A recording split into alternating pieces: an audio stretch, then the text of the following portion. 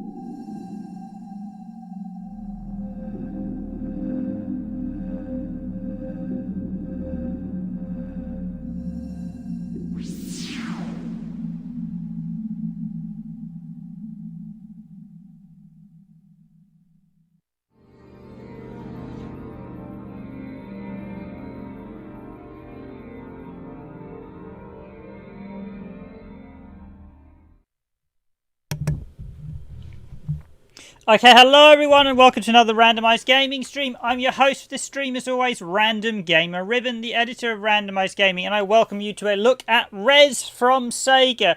Now before I begin, I should give you just a mention, as the game says, this does have a photosynthesis warning, so if you have something like epilepsy or anything related to strobe lighting synthesis as the effects going on here, please don't watch this video. I do not recommend it for anyone. I'll put an additional note in the description as well. This is not suitable for anyone.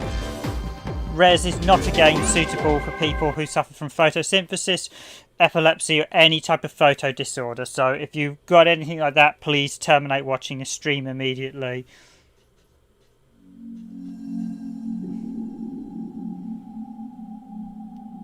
But this is Rez. I just wonder if the contrast is up a little bit high. Properties.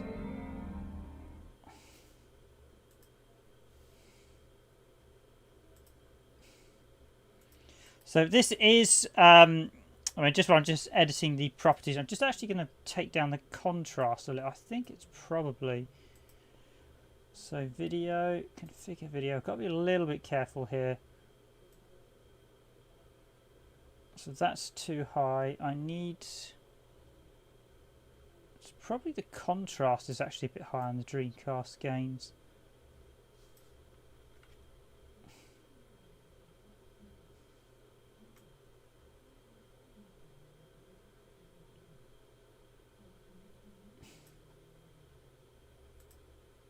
If I do that, can I see, let me just see, can I check the difference? Okay, that's probably going to be better. So that's basically, you do have to level the blacks out and the whites out because sometimes the games can be overly bright and sometimes it can be slightly higher to contrast. So it should be good for you. It's possibly a little bright for me, but that's not. That's very straightforward. So actually, I'll just stick on the how to play just while I chat about the game. So I'm just going to. Yeah, I'll just whack on the how to play. So Rez was originally released in 2000 on the Sega Dreamcast. It was a bit of a swan song. It was not released in North America.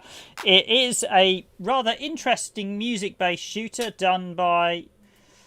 Let me just get his name up again. Done by Tetsuya Mizuguchi. Mizuguchi, I think that is. Apologies if I pronounced his name wrong, but my Japanese pronunciation, as I don't do Japanese, is not going to be very good. But basically, what this is a very interesting music-based shooter. You effectively have two buttons. You shoot with one, and then you unleash your overdrive with another. You have two shots. You have a standard sort of single shot, and you do like a lock-on as well. It's very, very similar in terms of gameplay to Panzer Dragoon. Certainly the sequel. In fact, you even have a similar sort of system where you basically change form as you get, basically avoid taking damage. But unlike Panzer Dragoon, where the form changes based on your route selection, the form changes based on your performance. So the more power-ups you get, you go up levels. If you take a hit, you go down a level. So the power-ups act interestingly as, I think you increase your damage and as well as your life meter. So it's quite an interesting system.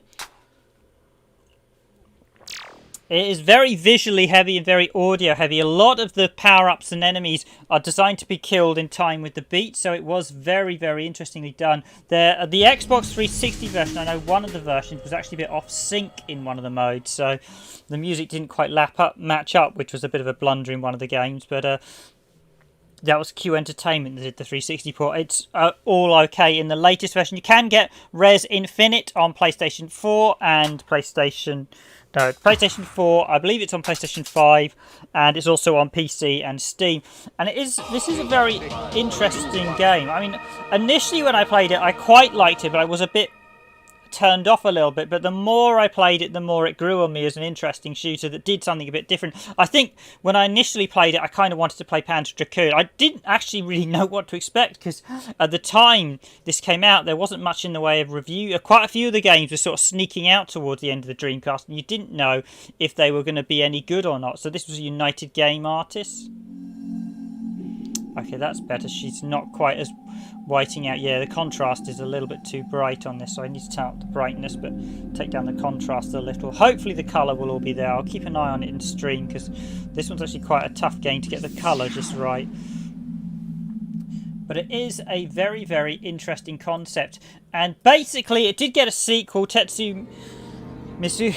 Well, I can't pronounce his name again, but basically he did do a sequel, and that is Child of Eden on the Xbox 360. Technically it's a spiritual sequel, but it's a sequel in all but name. It even appears to carry over the same sort of character as the woman in Child of Eden, which implies she's now escaped from the system. So Child of Eden really does play like it really is Rez 2. The only reason it's not called Rez 2 is because of the name. That's it. Everything else, it's clearly blatantly Rez 2. Child of Eden is clearly... I wouldn't even be surprised if Child of Eden, the pitch was Rez 2. They gave it to Sega. Sega said no. He gave it to Ubisoft, said this is the Rez 2 pitch. They said, okay, we'll call it this instead. Off you go. Child of Edan's actually very good, but again, Child of Edan is, well, this one isn't too bad. Child of Edan is incredibly tough, though. It's so tough, it's unforgiving. So effectively, this sort of works on like an antivirus system with the subsystems, and you have to defeat the bosses. And there are 5 stages, but you don't get to access the last stage until I think you need a certain amount of shutdown, analyzation, support score. I think you need, once you have a high enough score, then you can access the 5th and final stage. And you can see the artist for this music is Ketsui. So the first choose a subsystem is Area 1, artist, track, buggy running beeps.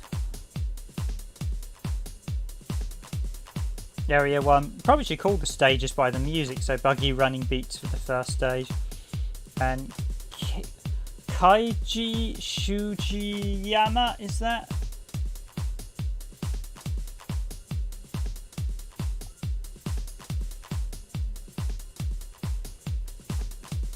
Okay, let's rock and roll. As you can see, this does still look fantastic. As I mentioned, some of the later versions, they weren't quite on the ball, unlike...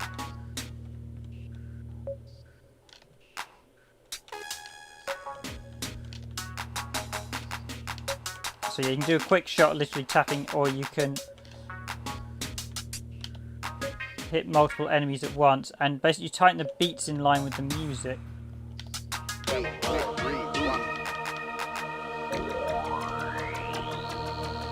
And as you progress through the stage, the music begins to heat up. So, but the other thing I've got to do is I must avoid taking damage. So basically, if the enemies shoot me, you will just literally take damage. The first stage is very easy to avoid taking damage on. Also, in order to go up levels, you have to shoot these sort of gate pass things.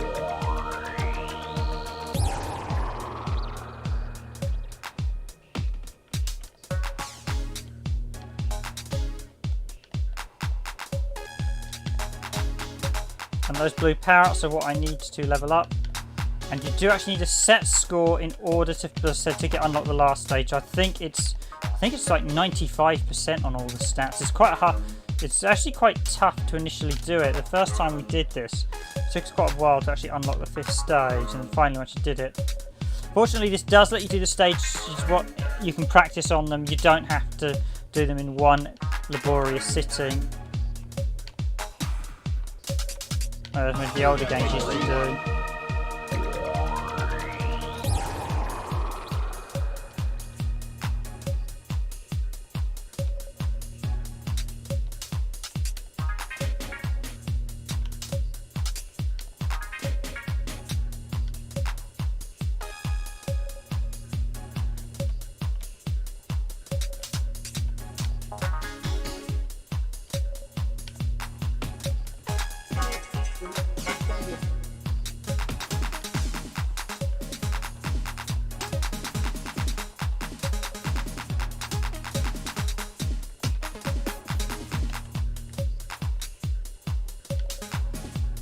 Okay, missed a couple of them all.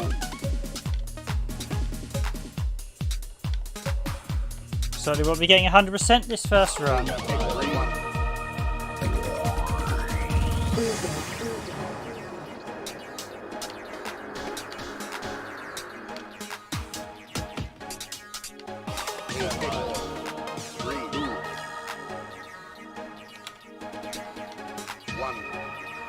You need to get those power-ups while you can. There is a limited window. You can fail to go down stages if you don't get them or delay.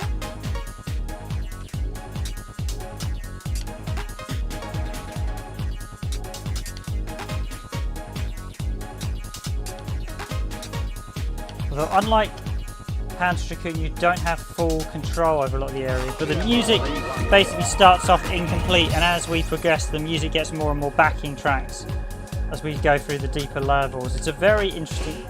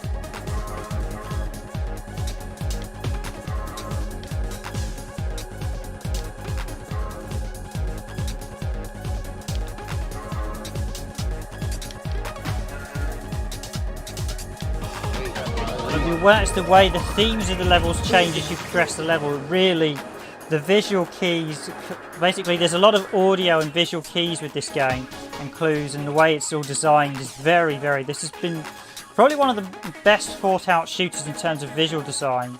It really is, they really did something really interesting here, and I doubt we'll ever see many games really repeat it that well successfully. Even now, visually this game still looks amazing, and the update was very, good as well, Rez Infinite, although I don't know if many of the original team are actually involved in it. As you hear the music now, we've got multiple backing tracks, especially as you progress you unlock more tracks, so you hear the theme in its entirety. It's basically like a progressive theme where initially you just only hear like 1 or 2 beats, and then as you go you get more and more of it, unlocking it as you go through the different sound, almost like sound levels. And the background you can see there is all rocking out to the music. Everything is done visually. The visuals are designed to go in sync with the music. It's just, everything has just been so well done and animated. They clearly led on the music, and then it's rare to see a game done like this, especially with the visual style. There's a lot of visual music games generally don't have, so games like Amplitude generally and Guitar Hero generally have very little in the way of thought into sort of the or very minimal thought in how the game looks, in terms of this very basic, just basically follow the patterns. Whereas here we have something that's got a lot more depth with visual style, something that they've really thought about every single visual key and click.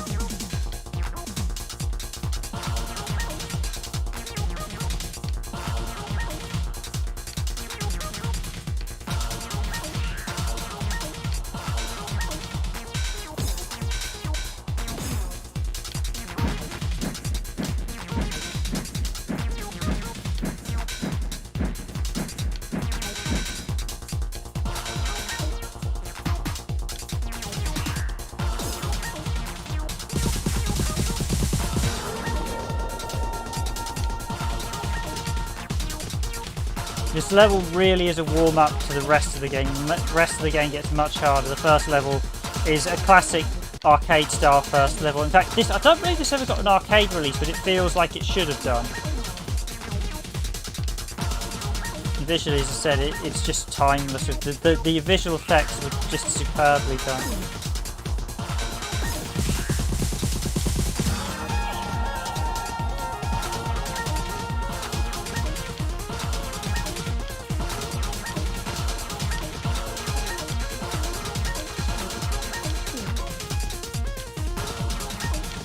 As soon as I'm seeing it go max, I'm just unleashing, or I'm concentrating on when you get the sub-bits that are going to attack you, deal with them as priority.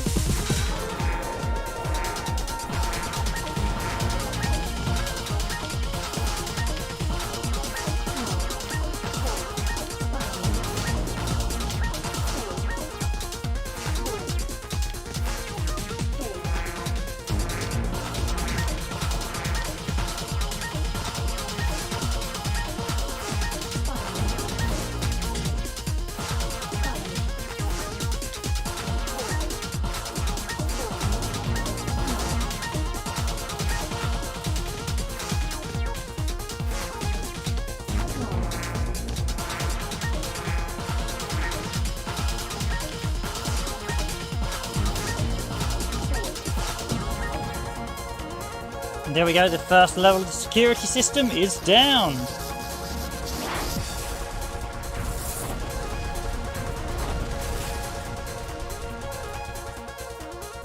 But yeah, visual, so an analyzation 90%. Shot down 96, support items 88. I think I missed quite a bit there.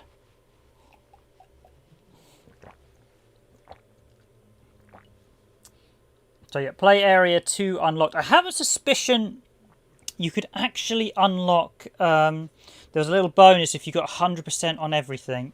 I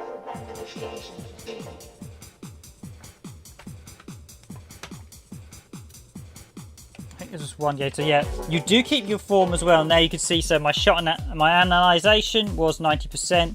My shot down was 96.5 and my support items was 88.89, so I missed a few support items. I think you need everything in the blue like I've got there.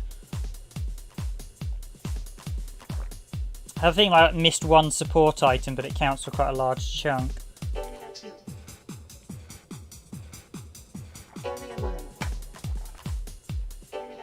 But notice the shape beats in time to the music as well, so... Boom, boom. You listen to the music. I just actually turn it down a sec. Turn my voice off. Just listen to the music and look at the background beats. You'll see the orchestration. Everything goes, and everything's in time with the music, which is very, very clear and difficult. Very, very clear and difficult to do as well.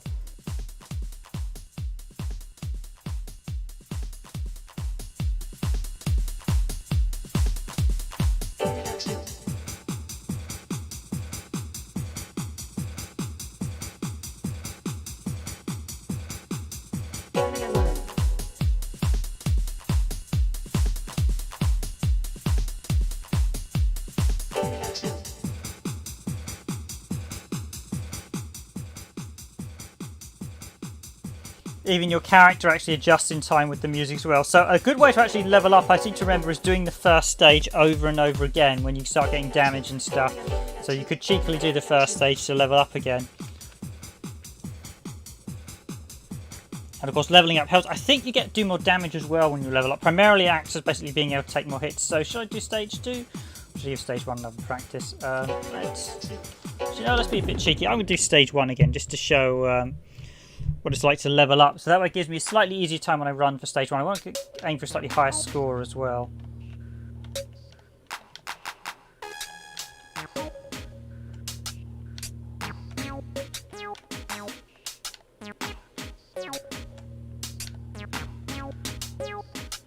And the music goes in time with all the enemies as well.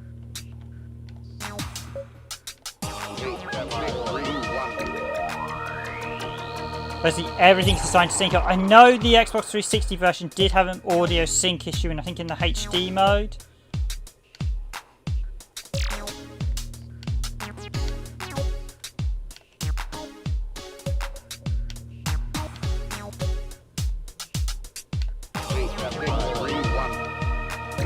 Also to make sure you grab the power. But yeah, as I said, you'll see the notes, the beats of the stages around you are related to what's going on in the stage as well, so the buildings will beat to your music.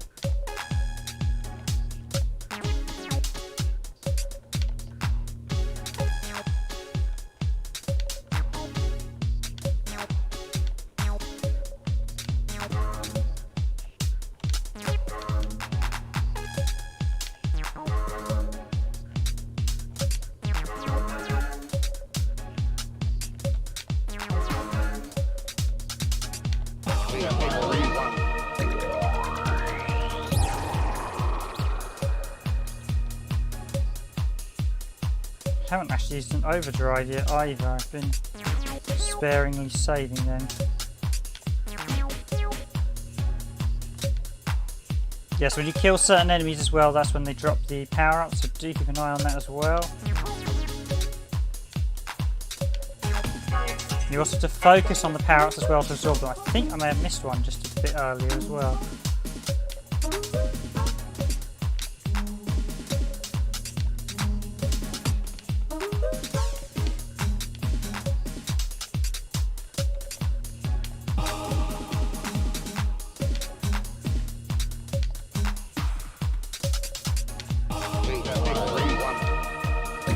Become the sort of mystic guru power up.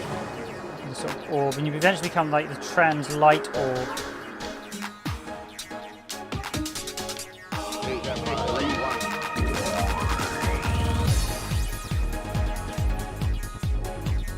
Yeah, just pay attention to the beats of the music and how the stages interact with them.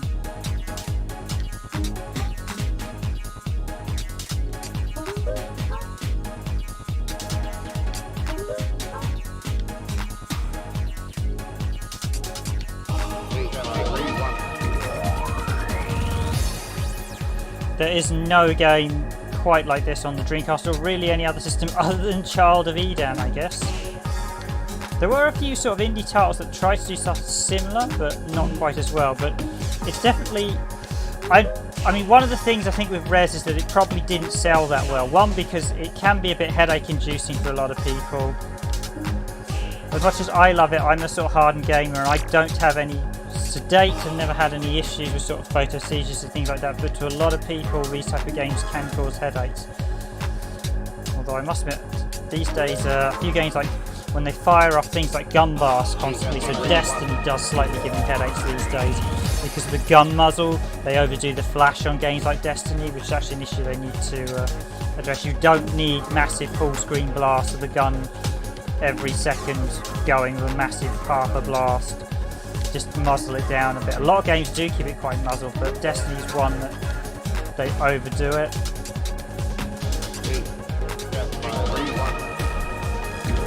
You're getting large flashes that are... Something like this sort of transitions between the various colours, which will make it very interesting. I said the stage design equally is just as interesting with how it relates to the music, how it's moving to the music.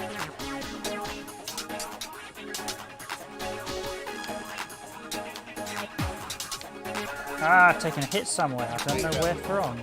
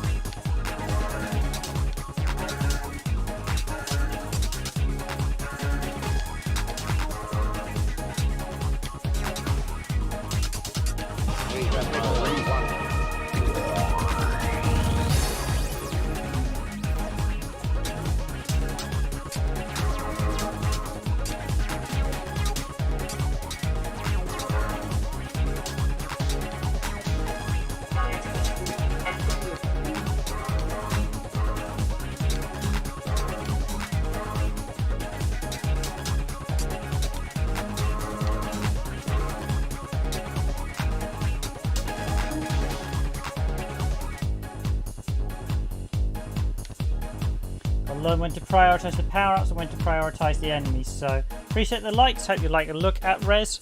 I realise it's been covered before, but we've covered it ourselves on the channel, but I wanted to have a look at it tonight. Something nice and quite relaxing and trancey to listen to. The infamous trance vibrator on the PlayStation 2. It's nice to actually speak about this, seeing as I've played it, and I'll probably do a long play at stuff, but I don't know whether I'll commentate on the long play, whereas the stream gives me a chance to actually commentate on what is a very interesting game. And what is one I think a lot of people probably don't realise the design subtleties and the level of design that went into this game. The 2000s, end of the Dreamcast era, PlayStation era, they showed you sort of the end of the SNES era veterans really, and sort of NES era who had really become of age. I think the problem is after that a lot of them either started retiring or moved into management, and then things started going a bit downhill. Certainly with the 360 generation, the games largely didn't go forwards design-wise. They sort of stayed at sort of a backward level to some degree.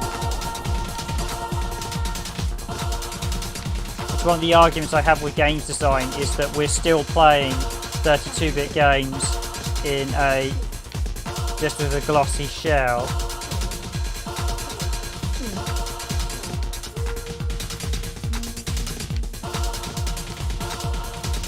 Slightly bigger environments.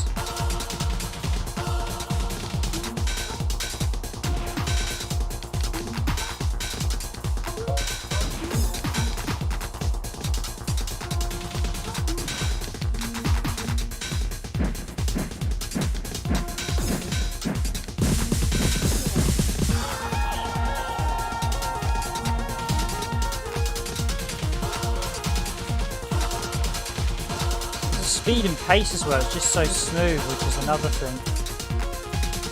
I can't remember if this is 60 frames or 30 frames actually. I have a feeling it's 60. At least it is on the menus. I think maybe it's 30. Saturn had a lot of that issue where you would get... That was close. I'm actually doing worse I seem to be getting hit more, but I think when you have the more power-ups, they attack more often as well. You definitely do more damage as well when you've got the power-ups, so...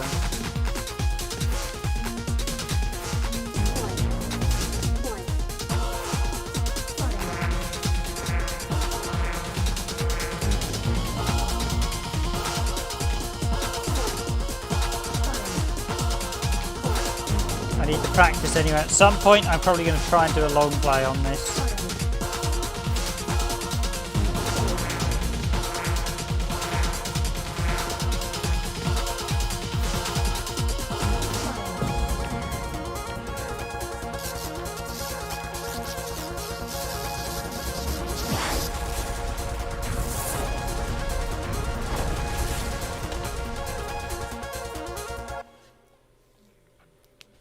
So analysation 100% that time, shot down 97.63, so better. And what was my pickup score? Support 94.44, so that was vastly improved over the original one.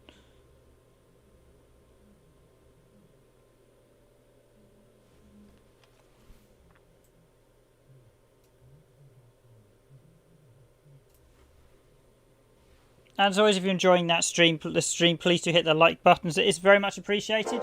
My name is Random Gamer Riven, and I am the editor of Randomised Gaming. And just so you know, please, you can chat away in the comments if you like, but just be aware, you do need to subscribe these days because it stops getting we stop getting spam messages and that lot. It's actually done quite well to stop spam messages. You only need to be subscribed for a minute if you want to chat with me or just bring up your opinions about the game, say what you liked, say what you didn't like. Interesting to have a chat with anyone, but just, yeah, you just need to be subscribed for 1 minute. And of course you can unsubscribe at the end of the video if you don't want to say subscribe to Randomised Gaming, but it just helps weed out some of the more spam messages we got in the past that people won't. So yeah, so analysation 100%, yeah, you get that white sort of marker. I have a feeling you actually need over 95%. Well, let's give area 2 a roll.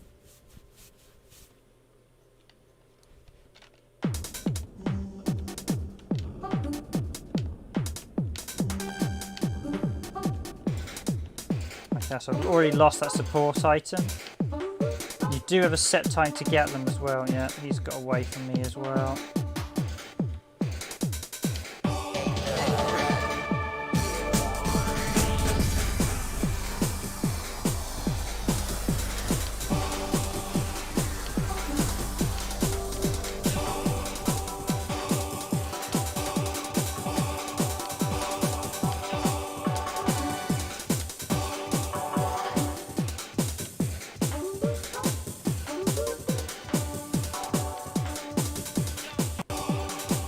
This is the closest game to Panzer Dragoon and sort of Star Fox on the Dreamcast. I mean, it is a very good shooter in its own right, and Star Fox and Panzer Dragoon are slightly different, although they are very, very similar games. So if you like one of the mentioned ones, you'll likely like them all.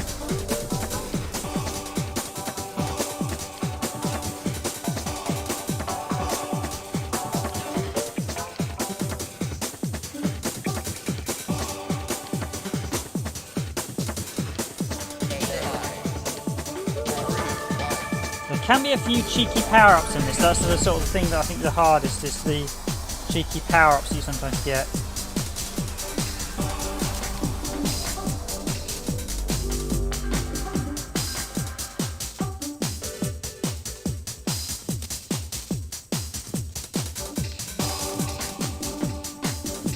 I strangely remember the third boss being one of the more harder stages. Just trying to rack my brain to what the second... I remember the third boss being the sort of reactor core. I remember the last boss as the sort of centre of the fight with... I'm going to be honest, I can't remember the fight with the second boss at the minute. Just trying to remember what the second boss is, what I'm headed towards.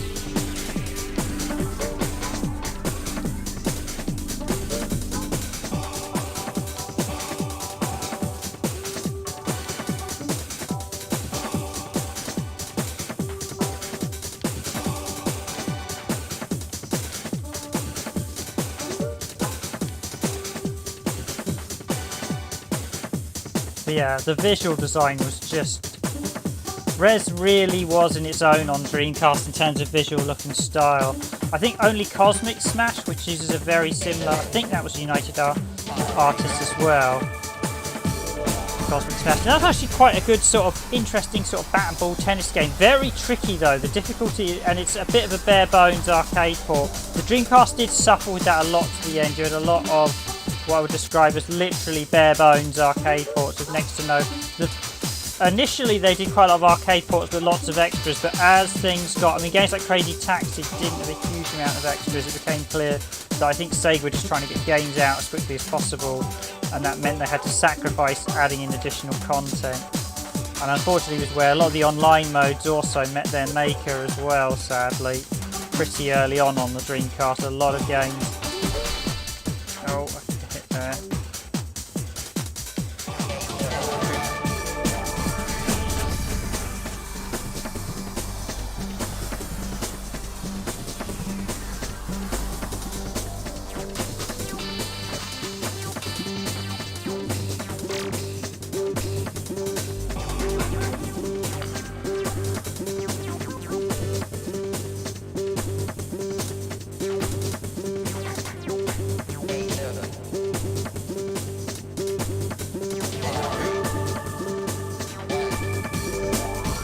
Actually, I seem to recall you actually have a limited time to hit them. If you don't hit them, you then carry on fighting on sort of the same layer and you miss out on some of the visual effects until you do.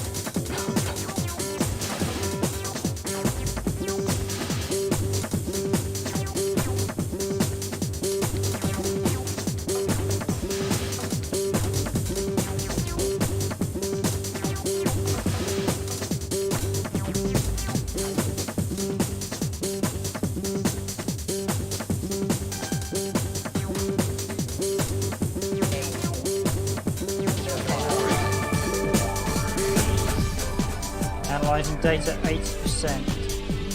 So 8.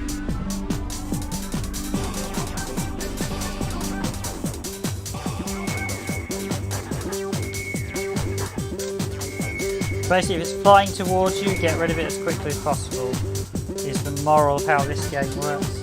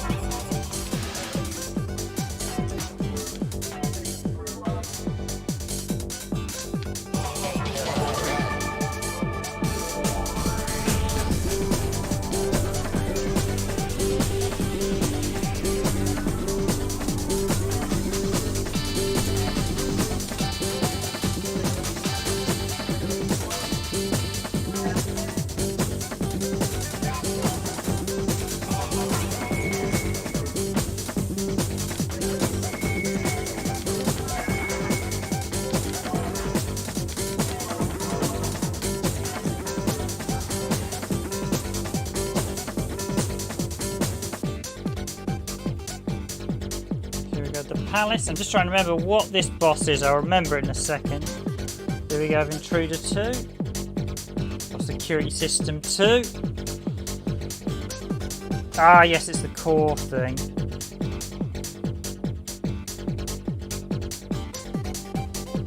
The sort of octopus core thing, which is actually not too dissimilar to the previous boss. Just actually going to turn the music down just a touch. Actually, no, I'll let you listen to the music. That way it gives me a chance to concentrate.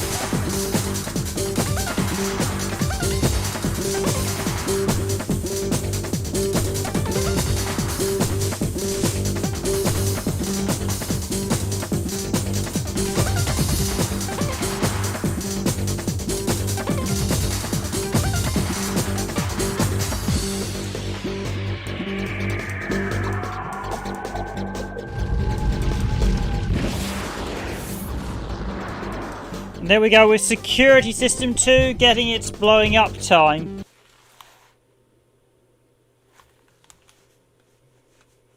So yeah, shot down 96, that's not bad for a thirst run. Support items 87, yeah, I missed quite a few, that was clear. I think it's 100% analyzation I actually need or something for...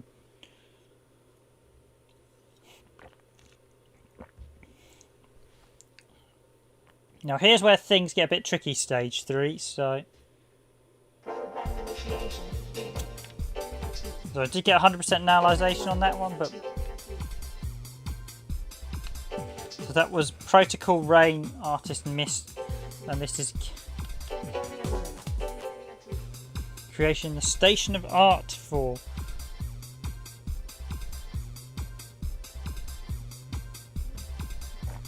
Area 3. So again, you see the beats in the background with the sort of visualizer in the background as it beats away, and you'll notice I've added in colours. Those colours it adds in are based on the stages you clear, I believe. So the first one is the red, Area 2 is the blue, even though it's shown as purple, and there's 2 other colours as well as we do the other stages. I'm going to give stage 3 a whirl, even though that is pretty hard.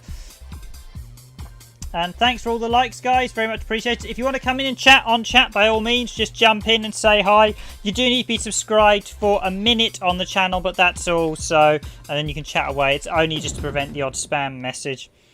And you can unsubscribe at the end, but I appreciate all the likes, everyone. It's always nice to see. Glad you're liking this look at Rez.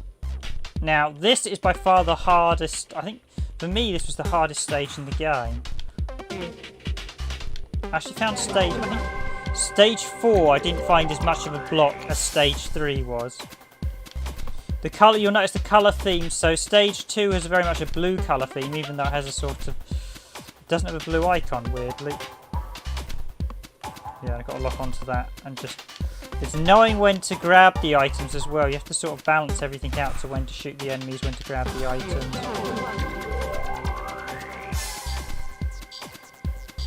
There is a degree of masterfulness in this that puts Dark Souls and a lot of the From Software games to shame, because these games have been masterfully designed so everything works in tandem.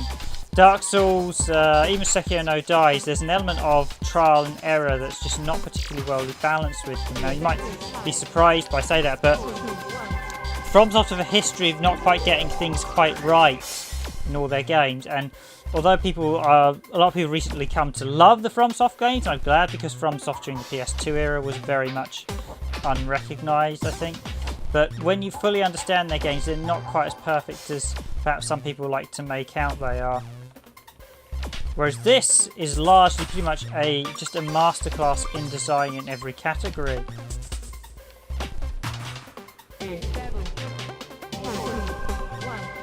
But it's also... One of the reasons for that is it's a tight, constrained game. It's not overly ambitious. One of the issues with a lot of modern games is they are just all overly ambitious and just do too much, considering what they are. And this is an issue that it's called. We actually have a thing called feature creep. We add too much into the game, but I think sometimes it's but in terms of modern games, it's more some sort of an expectation creep almost, that you're just wanting to do too much. Not necessarily features, but you're just trying to do too much. So you're not trying to add in new features, you're just trying to do too much already with what the time you have.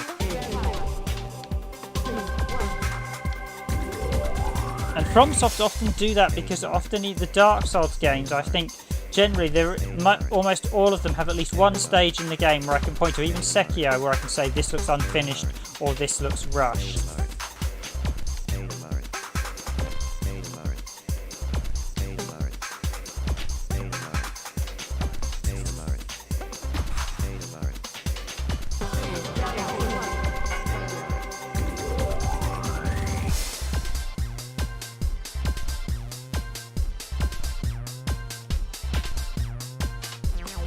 Whereas I can't say anything with Rez about, it looking unfinished or incomplete. This is just absolutely perfect spot on. This is Sega at their very best. This really is Sega in their very peak. Unfortunately, I don't believe Rez sold well due to, of course, it was released on a dying system. I'm not sure how well it did on the PS2. I think Sega were kind of a lot of PlayStation fans, because Sega had been a rival I don't necessarily think bought their games as such, and I think a lot of Sega games didn't do initially that well on the sort of PS2. I think a lot of those games may well have suffered when they came out. So I know it definitely didn't do well on the Dreamcast, purely because it was at the end of the Dreamcast life, and it only got released in Europe, and the Dreamcast was not as successful in Japan as it was in Europe. The Sega Saturn was vastly more successful in Japan than the Dreamcast. The Dreamcast, I think Sega were quite disappointed with how well it performed in Japan. And I think one of the key issues being they probably released the hardware a touch too early. The Dreamcast is a touch underpowered for what it needed to be to compete in the generation it was in. And I think that was the biggest issue. They rushed the hardware. Now, we know the weakest hardware can win a generation, but in the Dreamcast case, there wasn't anything it sort of did over there. Oh, I took a bit there, didn't I? These dragon things are quite... You've really got to be quick on these dragon things.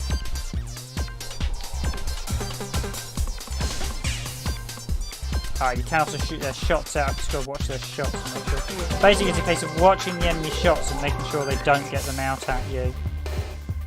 But in this game, pretty much every attack you can neutralise, so it's always, the player always has a defence, which is another issue. It's a clever strategy. I don't believe there's any unblockable attacks, but I can't quite remember, to be honest. It's been such a long time I played this.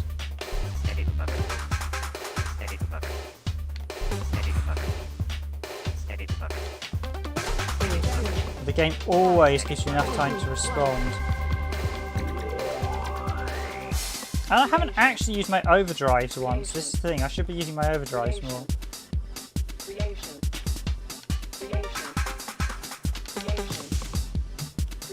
I should actually use my overdrives when the bosses come in.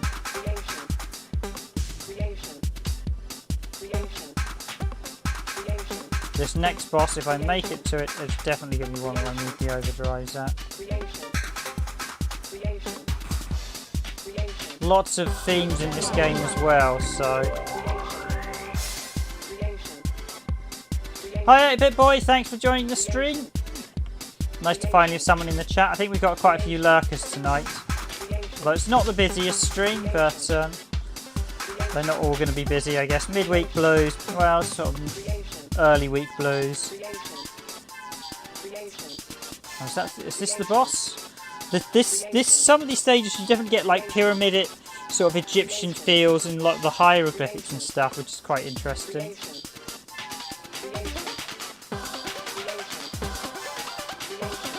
I've not actually yet done a full run through on the channel, and if I haven't done full run through, I don't like doing full run throughs on streams, but I probably should try doing a bit of practicing. So there we go. Okay, here we have, yeah, it's like this is like the massive core boss.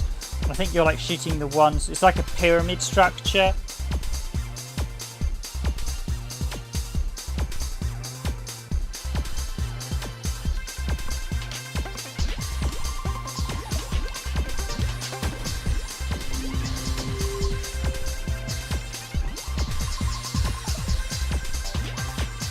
I've actually got. I can just put the overdrive on.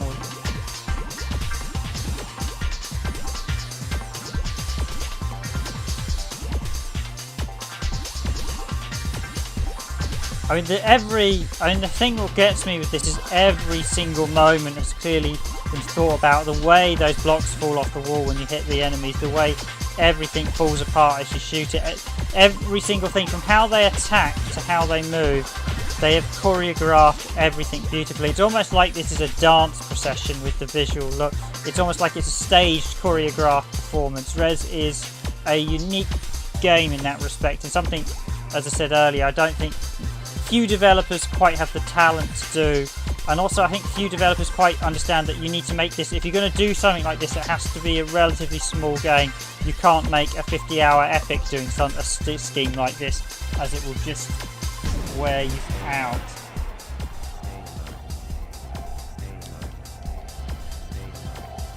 But it is an absolute masterclass of a game. It's been quite a long time since I played it as well. Okay, let's get the... There's a power up there, I think. Or was. Put the... I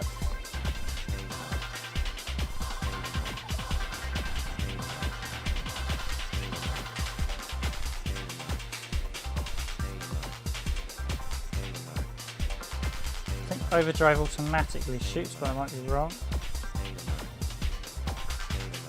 But yeah, the sheer number of enemies on screen and things like this, everything, it just feels like it's. I mean, just everything's just a visual feast. And an audio piece, and everything, as I said before, is done in time to the music. That this whole sequence, it's been carefully choreographed down. The whole boss fight, And the thing is, the boss fight is slightly dynamic as well. It does slightly change depending on how long you take. And everything has just been... they've just clearly thought about every single moment in this game. More so than even Panzer Dragoon. Panzer Dragoon, the bosses would all have very predictable patterns, a lot of them, and they would go through stages. This seems to be built into waves and forms so that everything goes through. It's almost like telling a story. And they do that with all the bosses as the bosses try to attack you and use their various last-ditch grasp to try and take you out. So we've defeated the outside, now it's time to go inside with this boss.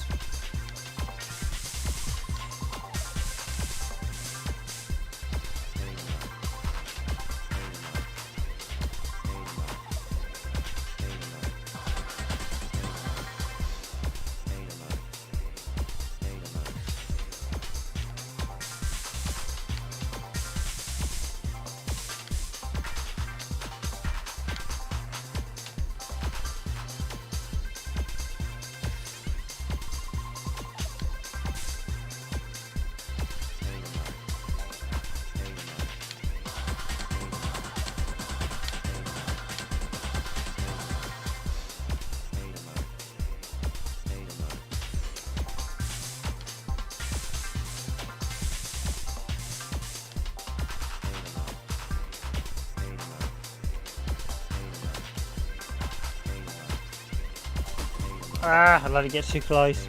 It's actually a good idea to leave, as you saw there, one of the pylons actually up, just so that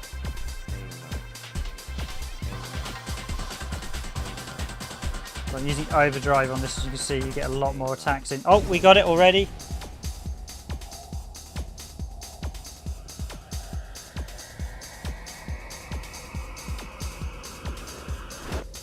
You've never got a perfect run on the PS2 release. Dare I suggest, is it glitched? Area 3 logged out. So yep, we did it, but I'm back to being the weakest form at the minute.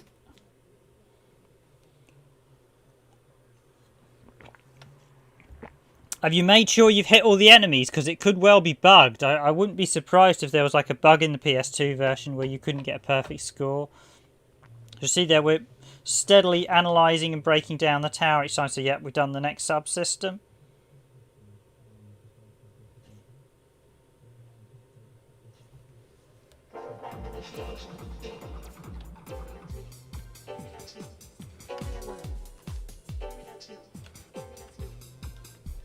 So I've got support items, I've got shot down, analysation 100%, analysation 100%, so I just need one.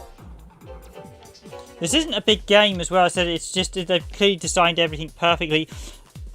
The new Rez Infinite did actually add in an additional stage. The PS2 version had the weird trance vibrator, which is an interesting toy. In fact, there was some suggestion from a few SEGA staff internally, I know when I worked with a few, that it was closer to a lady's vibrator, should we say, than the trance one. There was some suggestion it was not the greatest device. It was a bit weird as well. You're supposed to put it on your chest and it would just sort of thing, or you could tap it under your feet or wherever, but it was put it on your lap and it would just shake it. It was a weird thing.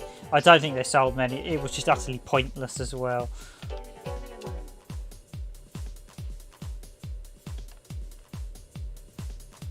So I need to actually level up again, so I need to recover my health. So you will find that in Rez, you do have to redo.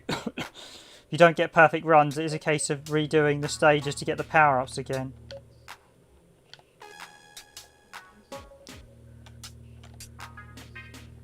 Definitely you do have to remember all the patterns, so I'm not going to be perfect 8-bit SNK boy if you sound like you've run it through quite a lot of times. I haven't run it that much. Dragoon's run this through more and I can't remember all the patterns. I know once you start getting it down, you literally have the target in place for all the enemies. I remember quite a long time practicing on a few of the stages, and you eventually get to the point where you're like, right, this enemy's coming here, this enemy's coming there. You want to get them off screen as quickly as possible, and the more enemies kill, the more power-ups that will drop as well. So I think it might be set enemies drop power-ups. Correct me if I'm wrong, 8-bit SNK, but I think it's set ones to actually drop the power-ups.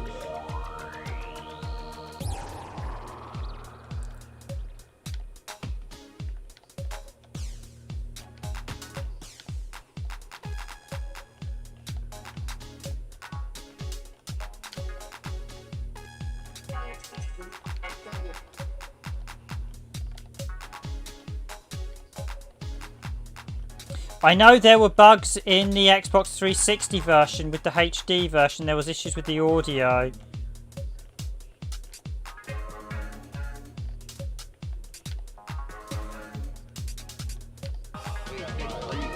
There was an audio glitch in the 360 version. I think with the HD mode it was out of sync.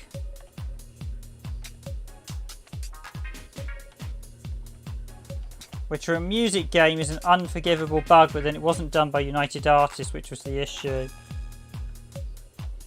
I don't know if you played the newer Rez Infinite. That is very, very impressive, I will admit. I've played it, but I haven't played it that far, so... but what I did do, I enjoyed it. I know Dragoon's played through Infinite more, and he really enjoyed it. Oh, I should have done a circular motion with that. I missed one of the enemies.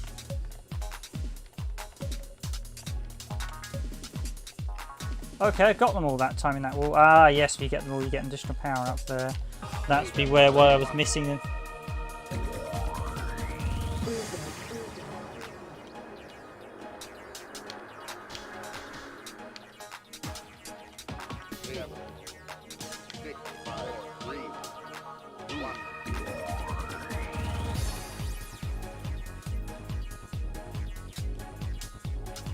I mean, we actually played through... I was playing Half-Life in the stream last night, and that was actually quite buggy there. So you notice there's definitely an ancient Egypt theme with a lot of Rez. You'll notice you see the hieroglyphics everywhere.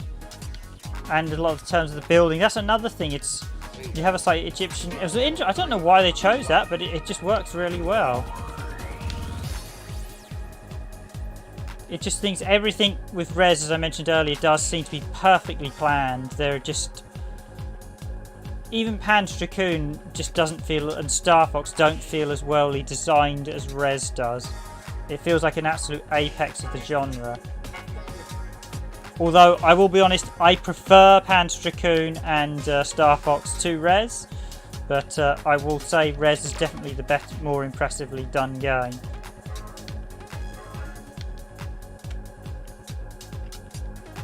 That's the thing, being someone who works in the industry, well, and who's done it professionally, you can appreciate when you don't like a game, when you also understand when it's a good game. So I can understand when it's a very good game, even if I don't necessarily like it that much. Rez I really enjoyed, although it did take some time to grow on me. I did not like this straight off the bat as much as, say, Panzer Dragoon or even Starwing or Star Fox.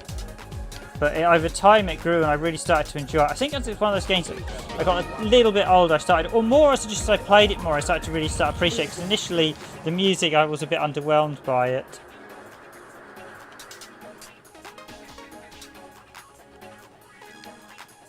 But then I think, because I think initially I was kind of, didn't know whether to expect Panzer Dragoon or what. I was a bit weird initially because I remember buying it. I actually bought it for... I was buying it on behalf of someone else, and I just didn't know what to expect. The only thing, if you are ever going to pick out a PAL version, do watch out for sealed copies, because there was a bad batch released of Rez in Europe. The first batch was faulty and had to be recalled, so if anyone ever has sealed games, be a bit wary, because if you get a sealed one from that batch, it ain't going to work.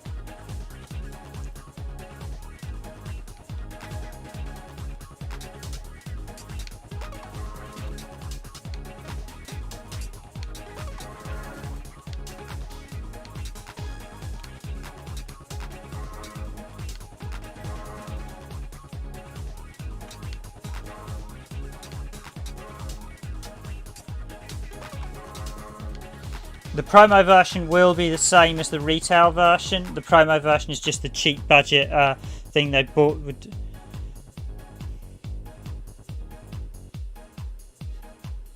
Promo versions are the full games. Basically, promos are actually the same code as the final build.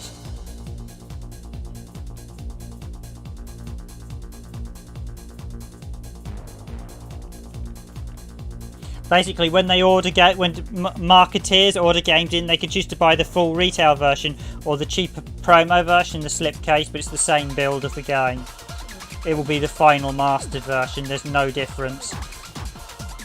So if anyone, it's a promo game, so any game that's promotional only, like Viva La Rock Vegas on the Dreamcast, that's the final version of the game.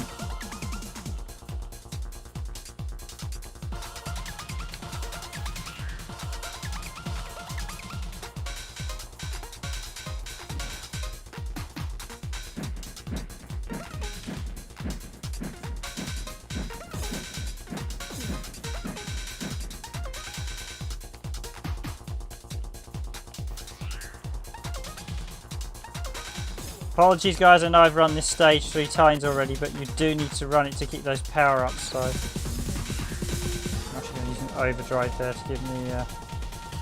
try and get through this boss a bit quicker.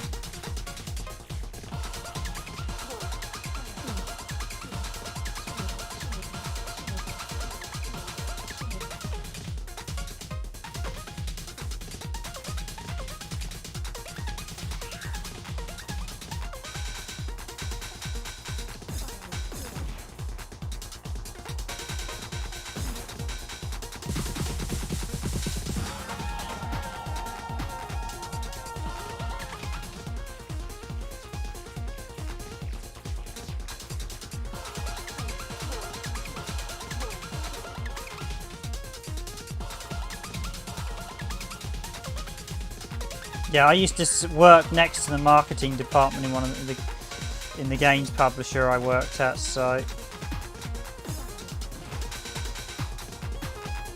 literally you'd see them like ordering them in. You go, do we want the promo versions? Do we want the retail versions? Who are we going to be giving these to? And it's like internal staff or marketers. Okay, so these people. Okay, get the retail ones. Literally, it was just a cheaper way for marketing to order in copies, because they could order in both, but retail copies are actually more expensive to order in. Ow, I took a hit there.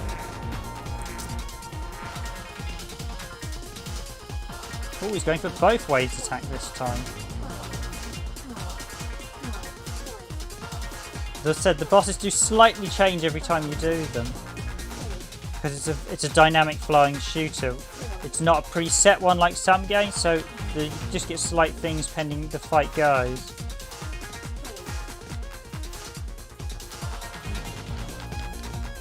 Because some games bosses will follow the exact same pattern every time.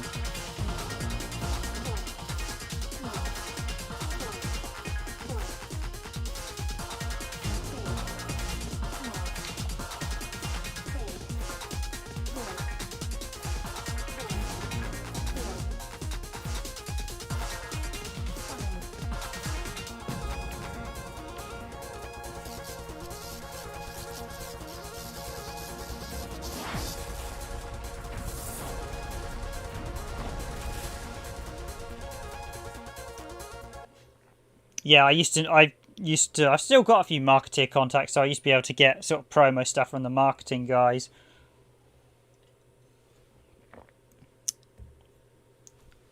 I asked very kindly and spoke to them.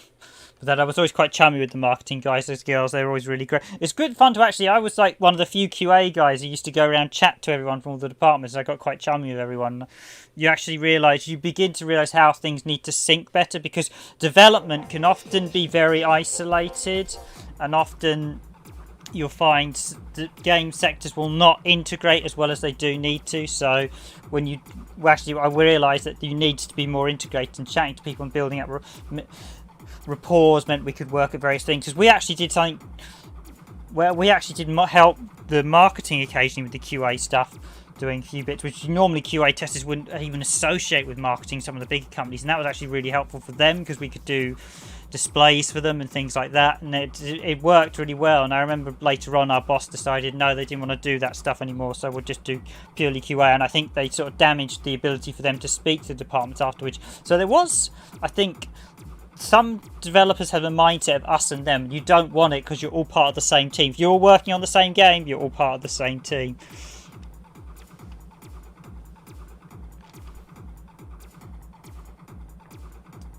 Thank you for the likes, guys. Glad you're enjoying this stream. Probably not going to be that long a stream, actually. I might nip back into Eldorado's Gate after this. I've been slowly playing through that.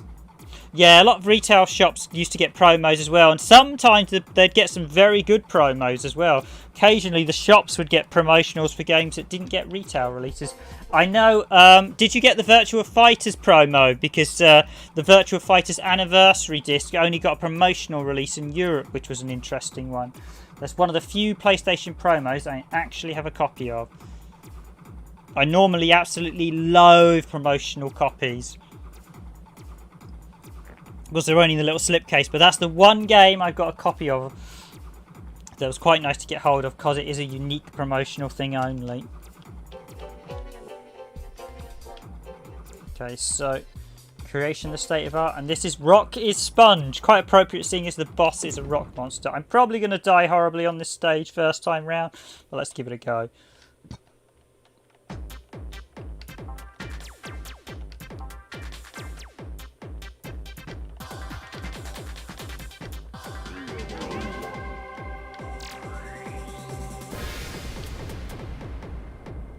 And just as I reiterated early on in the stream, this game is not good for people. If you have any type of photosynthesis, I do not recommend watching this stream. I will just actually add an additional comment on afterwards. Problem is with YouTube is once you've started a stream, you cannot apply a comment till it actually starts. So you have to do everything in the description. And I didn't realise they can't actually read the description, some people on certain devices, so you have to do... So, oops, I've missed loads of enemies there, so probably missed a few power-ups. I hope you all enjoyed the... I've started to update the thumbnail format and stuff over time now. Looking at it, I realised I wanted a bit more slicker and even more sort of professional looking, just a bit tidier and cleaner. It was a bit messy before for some of the streams, so... That reminds me, I need to check I added this one to the stream playlist as well. I think I did. I'll just check it is on there.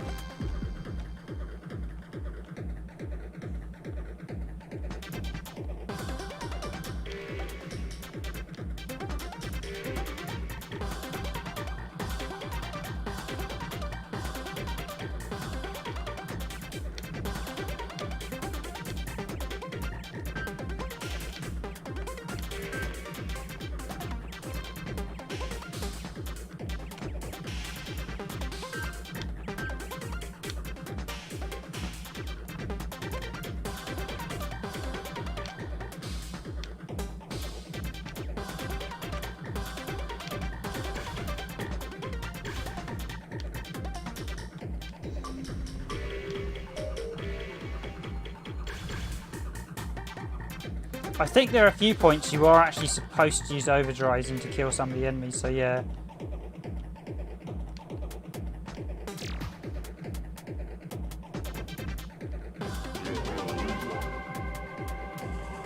Yeah, that's a really nice disc as well. It's weird. It got a retail release in Japan. It was given away 3 in Virtua Fighters 4, yes, 10th anniversary. It was given away in the US with Virtua Fighters 4 Evo. But for some reason in Europe, SEGA of Europe did the usual bumpkinness and not release it, and instead just gave it away as a promotional only. If they gave it away as a promotional only, what that suggests is they did the release and then decided not to release it.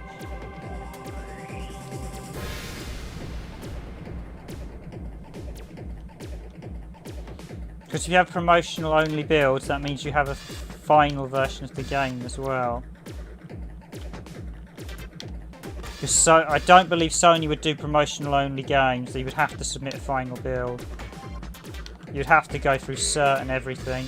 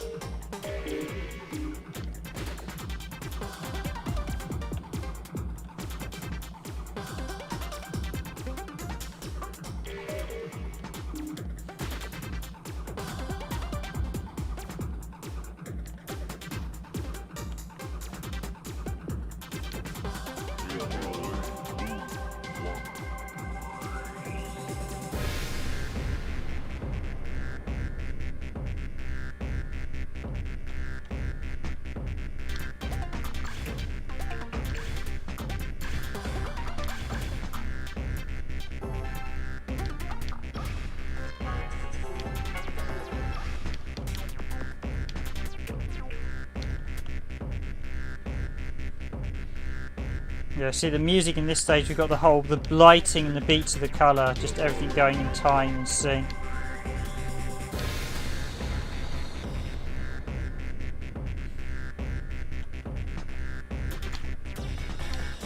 I mean, there really aren't many games that just aren't as well designed. They're just really, I mean, this is probably one of the best music games.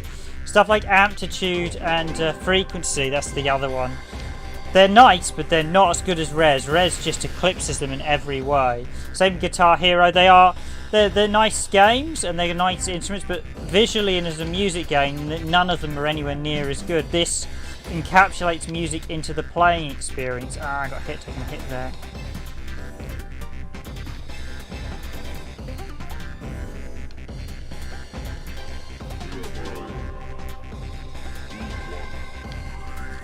Which something very, very few music games do. Usually music games are more like puzzle things, where you have the music playing. This incorporates the music into the actual gameplay.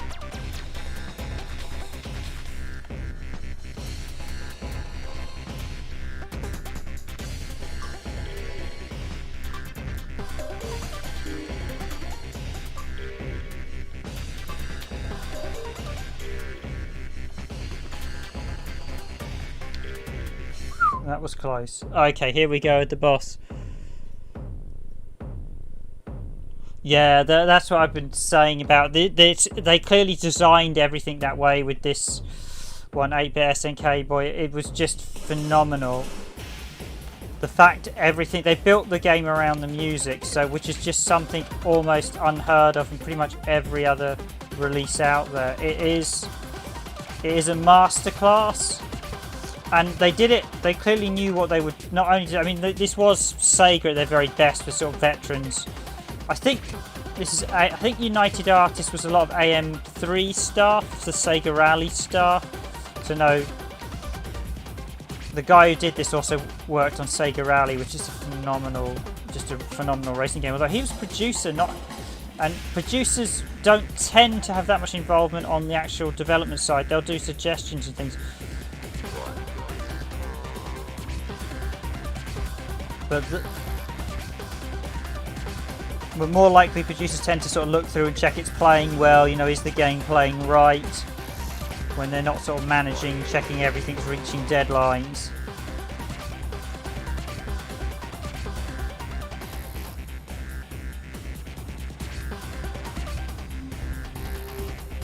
Let's get that overdrive in there. Oh, I can't see where my targeter is.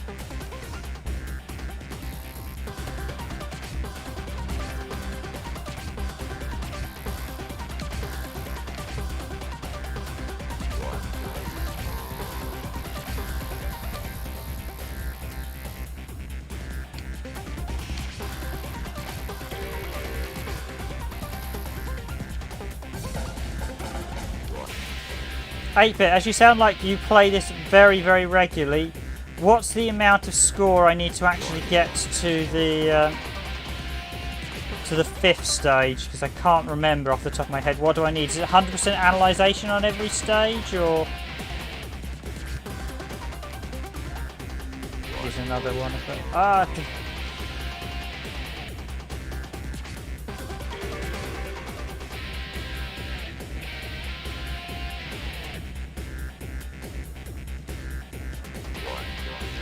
This reminds me of the Running Man from Radiant Silvergun. I think this may have been directly borrowed from that.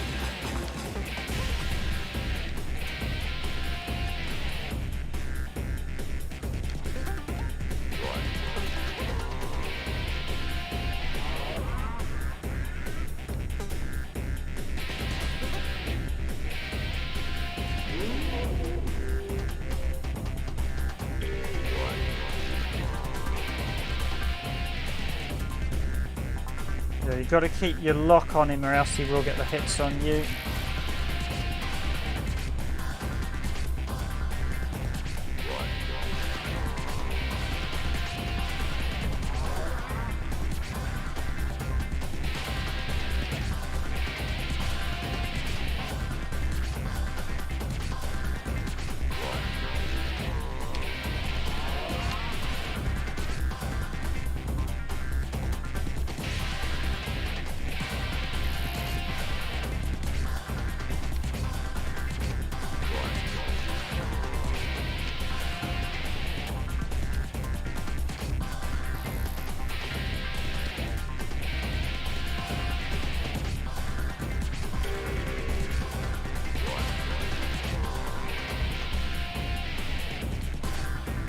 I mean, this is a proper boss fight, this one. I've got to keep the core center. When it lights up, I've got to get the things around it.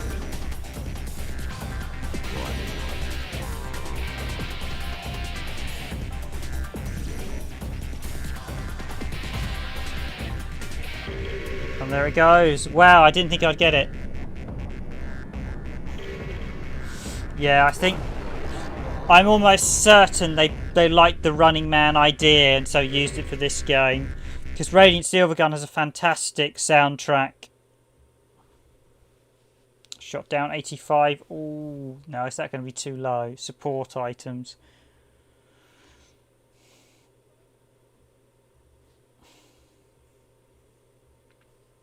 I can't remember what the criteria to get Play Area 5 unlocked. Oh, wow. Score Attack Area 4 unlocked. Is it Analyzation 100% for Area 5?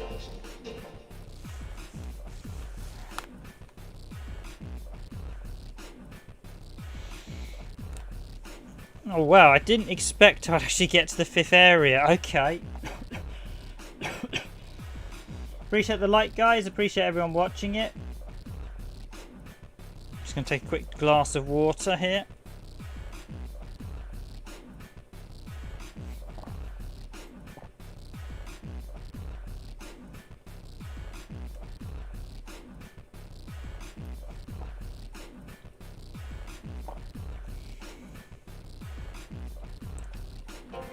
It's 100% analyzation. Okay, yeah.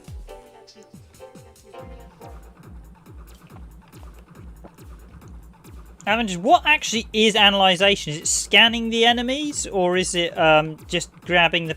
No, it's the data cubes, isn't it, for actually progressing, I think. You have to get all of them. I think that's what it is, because they're effectively key, so you need to unlock all the various waves, because if you miss one, the wave stays the same pattern, doesn't it? I think it is. Correct me if I'm wrong. It has been such a long time since I've played this. I just remember the 5th stage. The first time round, we didn't we had a bit of bad luck trying to. It took us a little while to unlock the 5th stage, but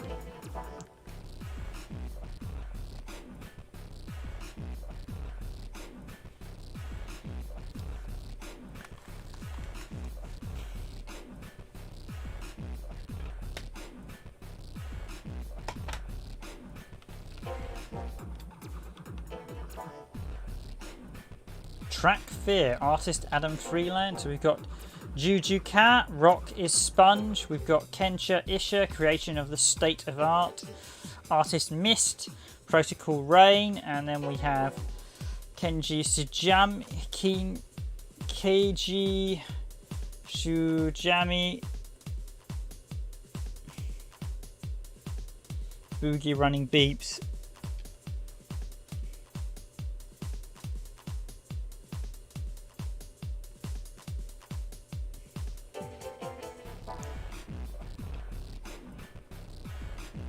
Yeah, I remember there's 2 endings, isn't there?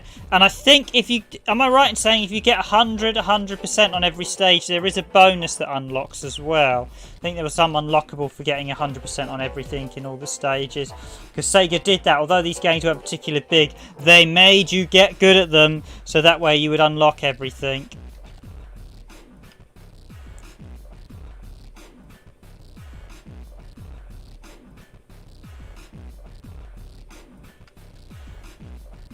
Yeah, 100% shot down is very tricky. I have actually done it though on Panzer Dragoon. I managed to get 100% shot down, and I've got 100% shot down on most of the stages in this. But it's definitely practice makes perfect if you want to do it. You have to literally... There are certain points where you need your targeter literally moving into position, waiting for the enemies to appear, and you just quickly take them out.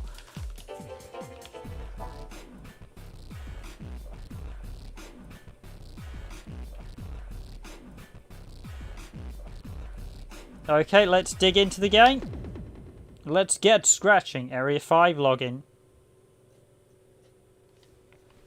And here goes. I'm just going to go off mic for a bit.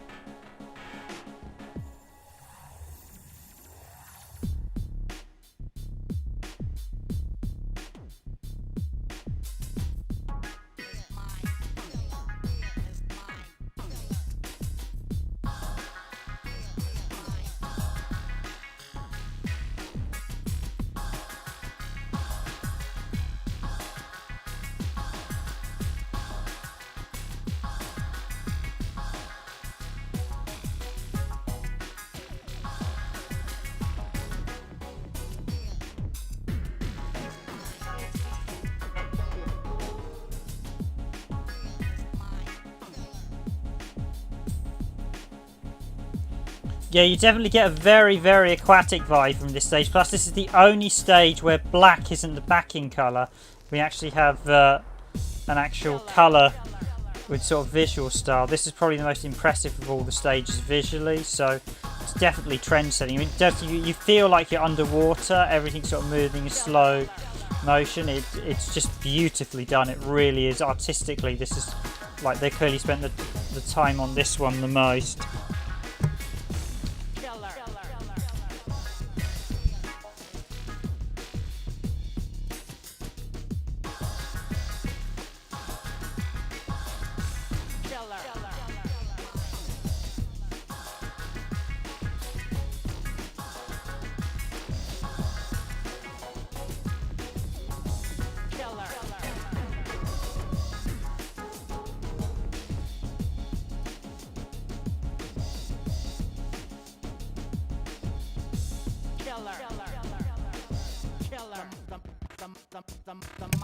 Yeah, Child of Eden really is the sequel in all but name. I think it was basically pitched to Sega as Rez 2. They said no, and then Ubisoft picked it up. But yeah, I think sometimes the magic doesn't happen unless you have all the original team in it, and I have a suspicion quite a few of the team wasn't involved. I do like Child of Eden though, but I think it's brutally hard. It's too hard. I think they cranked up the difficulty too much, which is where I think it went wrong on Child of Eden.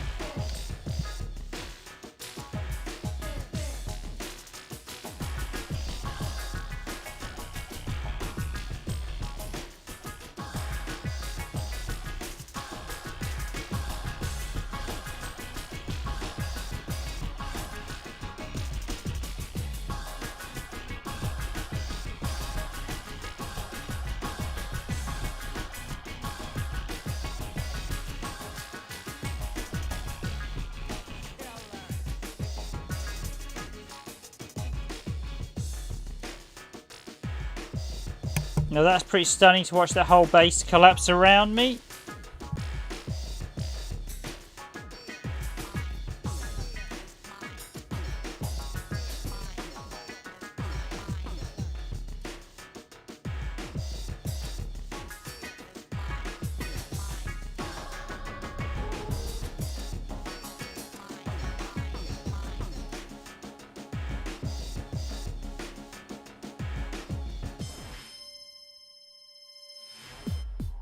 A mind killer.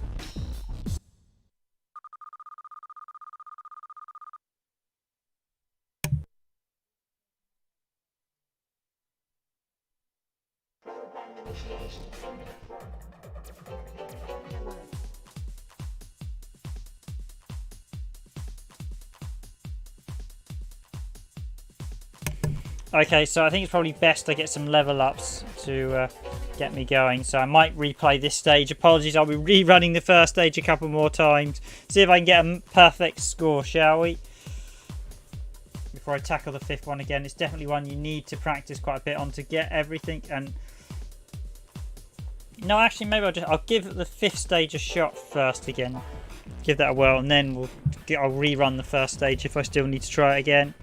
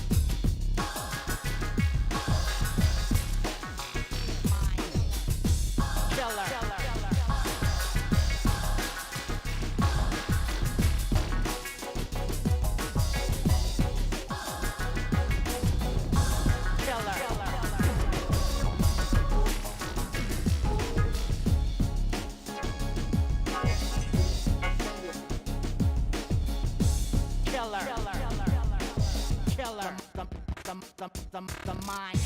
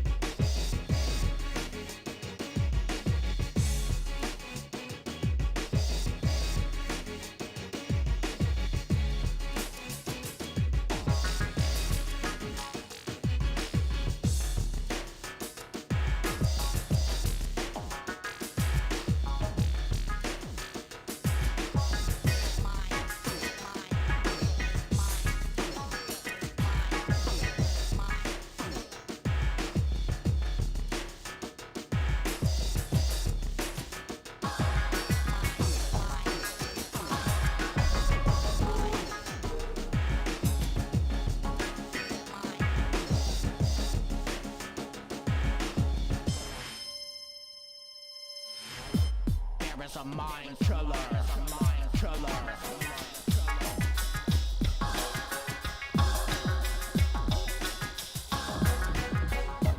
There is a mind killer.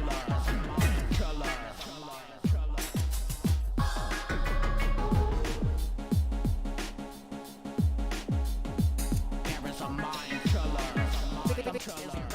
Is the mind killer.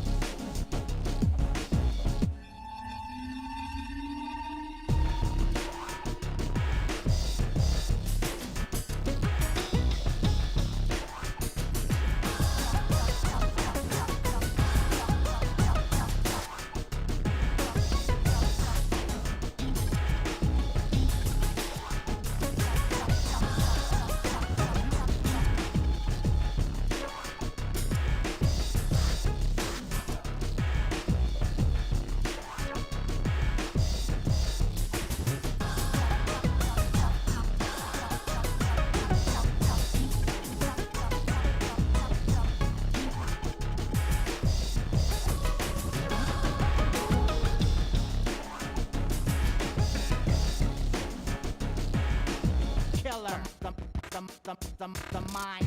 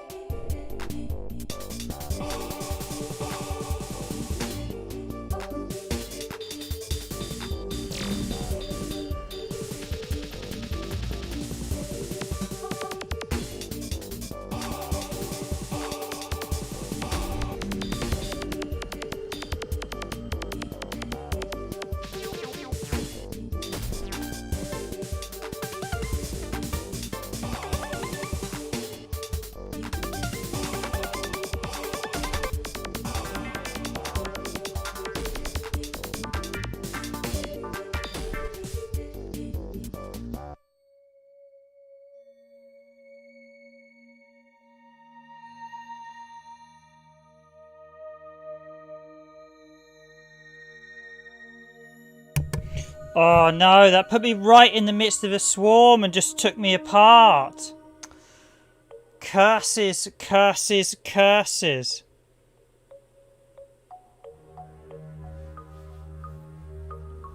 That was really annoying. I should have saved an overshot. I should have to keep one back if that happens, because I couldn't do anything. I needed to blow them all up, and it was just... Ah, so annoying. Oh... I didn't think I was going to get 100% analysis as well. I didn't think I was going to get... Oh, so close. I think the girl you rescue in this is actually the girl in Child of Eden as well. The woman you see running around with sort of the actual pictures of her, implying she sort of escaped from wherever was holding her. Oh, that's infuriating.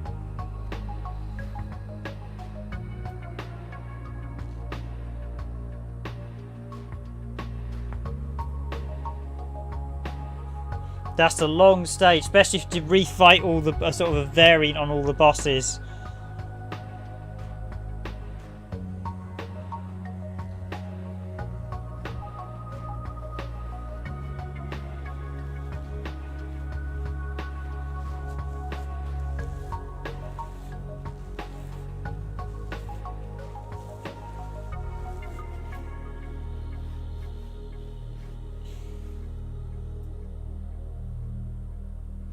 Yeah, that was my mistake. I don't remember if I'd...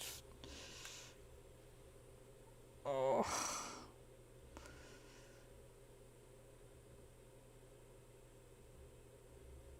There's a couple of dedications in this.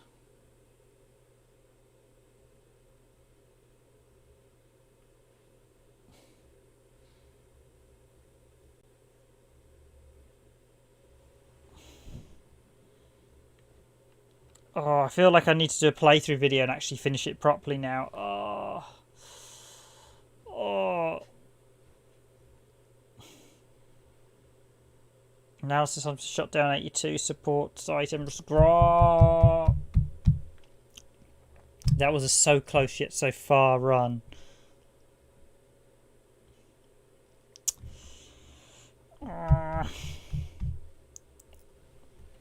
That slightly annoyed me actually. I really want to do that. I really wanted to beat this. When I got there, I thought, right, I'm going to do this. It's just, oh, it took me out right at the end. Okay. I don't know if I want to run it again, actually, though, because that last stage took ages.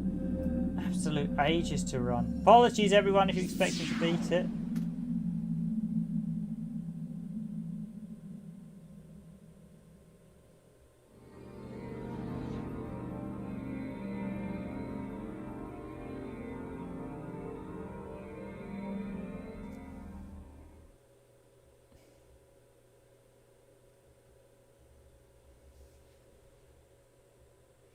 Yeah, I don't blame you. I think I'm going to give it a break as well. I just realised that stage took nearly 20 minutes to do. Yeah, that's so annoying.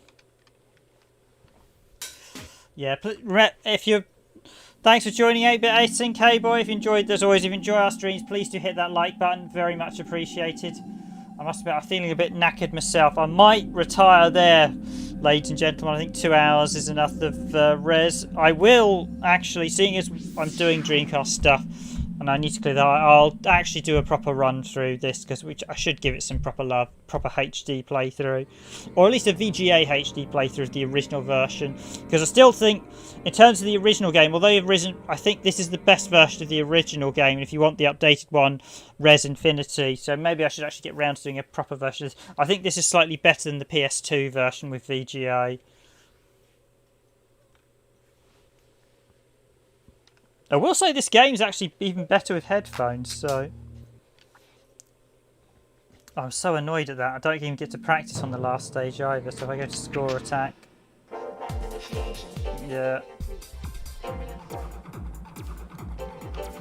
Ha ha ha, so close yet so far. So yeah, score attack, you can actually run...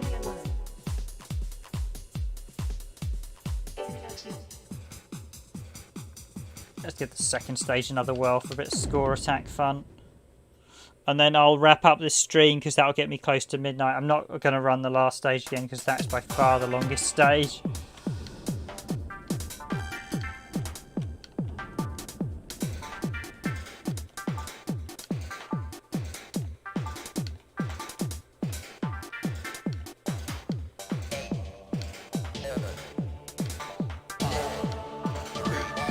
Yeah, I was going to say, I think the VG, thanks to VGA mode, the Dreamcast version is by far. Although I have a suspicion the PS2 version might be 60 frames a second. I think this might be 30.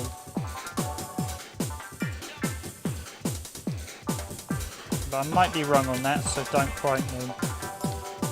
It's one of those, don't quote me.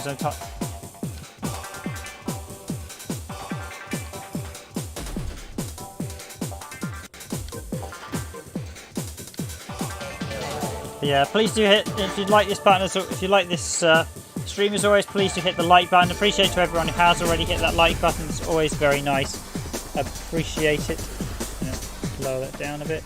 Yeah, so if you enjoy our streams, always please do hit that like button. It is very appreciated. It does help us, this video, in the various YouTube ranking wars. It will rank our video slightly higher than other people's.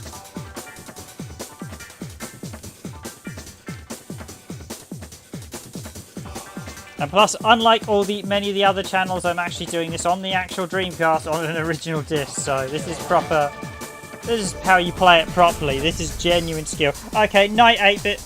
SNK boy, thanks for joining the stream. I'll be again back Thursday. Not quite sure what I'm going to be streaming Thursday. I might sort it out tomorrow, actually, the stream. So it'll be another Dreamcast game, though.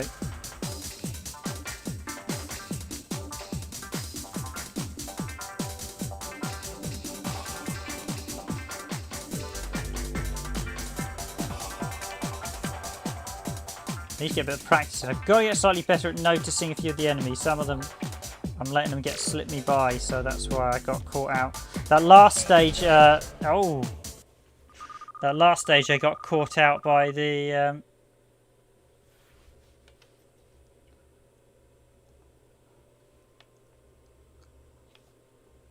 didn't even rank in that one.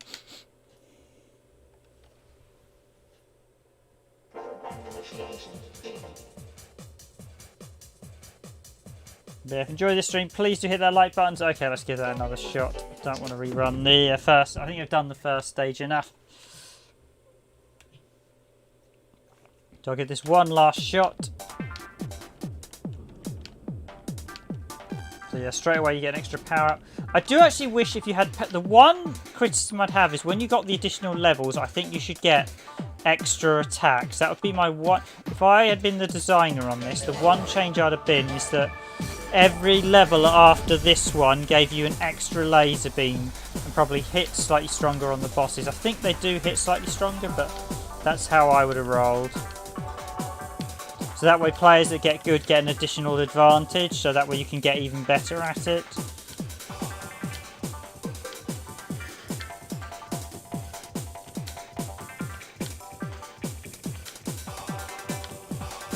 And a tip if you are playing, as soon as you see max release, if you hold the max down for too long, that is your mistake. As soon as you want to get it right, you've got to get that max out as soon as. So basically, as soon as the counter stops counting up, sometimes the enemies may only be on one hit. Immediately launch. So basically, and if it says max, just launch it straight away. Don't even wait. Get that beeping sound because you get like a when you get a max, you get like the charm. Ba ba ba ba. Ba ba.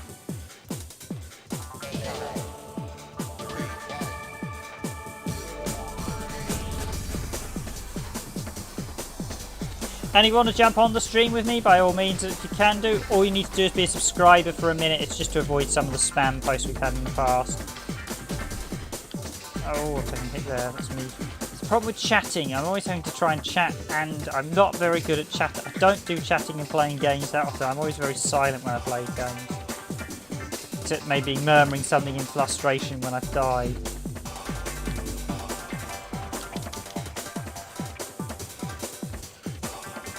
Ow! Oh, phew, just in time I got those ones. Mwah, mwah, mwah. I'm not having a good roller score. Okay, let's try the third level for a quick change. I can feel the tiredness creeping in a bit now. This is definitely a game you want 100% concentration on. I was a bit disappointed after I failed that boss run, but you live and learn, as the Sonic Adventure song goes. Yeah, that was my mistake for using my overshots earlier. I should have saved them for when you went into the centre of the orb whenever the rockets were around. Because I just got... Actually, there was nothing I could do to stop myself taking all the damage.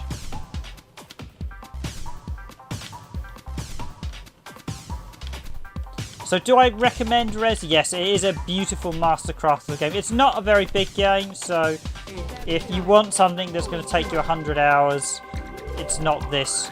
Admittedly, it did take me a while to master it, but then I'm a big... I am a big shooter veteran, so... interestingly, it took me a lot longer to finish Rez originally, but I suppose I have some... I do think whenever I find games now, if I've played them before, I'll generally do better than when I originally first played them. Although I won't be as good as when I was a master at them, although I never quite mastered Rez. I left this one originally to Dragoon. But I did actually do Panzer Dragoon and got the rank of Panzer Dragoon's wheel and actually managed to get the Winged Death rank, which, in case you don't know, is 100% shot down on every single stage. Could I re-perform that feat now? I'm not so sure, but I spent months trying it and eventually did it. I was actually getting quite frustrated. I remember trying to do it because there were a few moments where it's a very hit and miss if you can actually get all the enemies. But yep, I did it.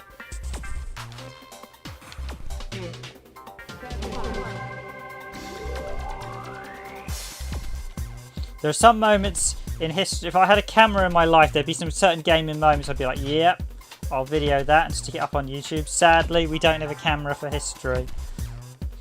I had an infamous one as well, Perfect Dark. I was doing like the hardest stage in the game, the secret one, and infamously, I remember the others were watching, a couple of my friends were watching it, and I basically got so fed up of doing it, I just went berserk on the game and then absolutely raced the level through in seconds, blasting everything because I went. Everyone was just sat back in amazement. It was blindingly fast. I might still have the time on it. Granted, it ain't going to be as good as speedrunners, but seeing as I wasn't a speedrunner, it was a damn fast time. Bit of luck as well, but it just was literally like going from having done so many runs where I failed miserably. Ooh, the green power-ups. Oh, they score attack related.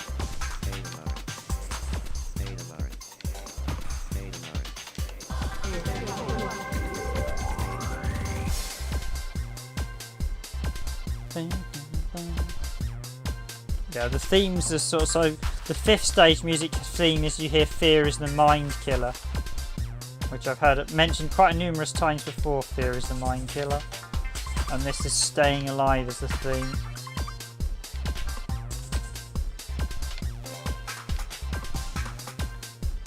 It is a beautiful music game. It's not going to be for everyone. This is not a game that you want to play if you've got any sort of epilepsy or photosynthesis. And I think some people may not like the style of this shooter because it is very... How to describe it? It's very almost like line drawing, sort of stick design for the earlier stages. Only the fifth one really breaks the mould. It's a very... It's all part of the feel, and it's a brilliant... It's absolutely brilliant the way they did this. But I can appreciate some people may not like the art style that much. If you do like the art style and like the gameplay for this, then there is one on the PS1 called, I want to say Layer Sector, oh, what's it called? It's not quite like this, but it was done by...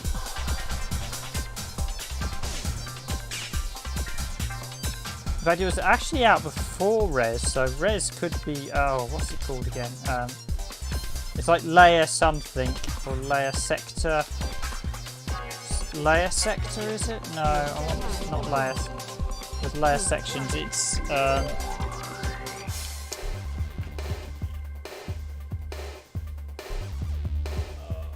there, and I know it's. I know I've got it on the shelf there.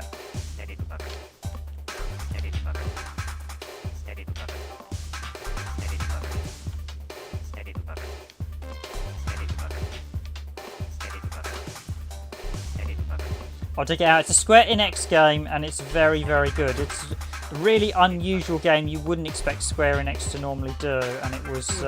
They were really creative during their PS1 period, Square Enix. They did do some off-the-wall games that they wouldn't normally make stuff.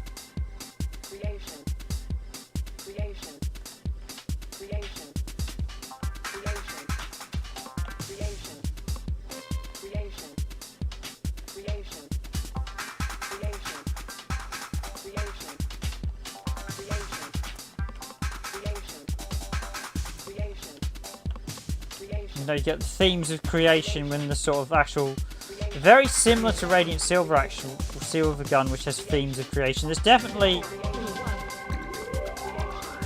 some overlap in terms of the sort of design about the theme of creation, recreating life and starting over again, and Silvergun. There's definitely some overlap with this, and it's actually the PS1 game that I mentioned. That I'm just trying to remember, was it actually out on the PS1 before this? Hit there. Okay, I've got to the boss. Let's see if we can beat it. Probably not. This boss, as I said, is definitely one of the harder bosses, but I'm in the 0 form. Each stage has their own form, so.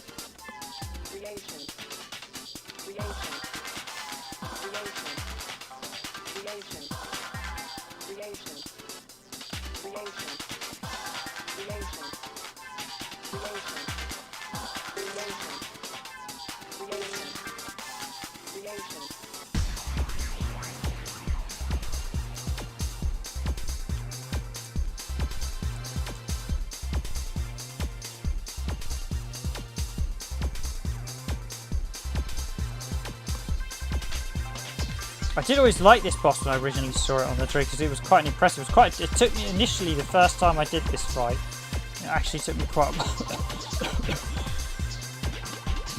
But visually these days it still looks phenomenal. I mean, if you did a PS4 indie game that looked like this, they would all be shouting about it. PS5 they'd be raving about it. Okie dokie, I'm gonna... Yeah, well, I managed to get on the scoreboard. Let's give myself Riven.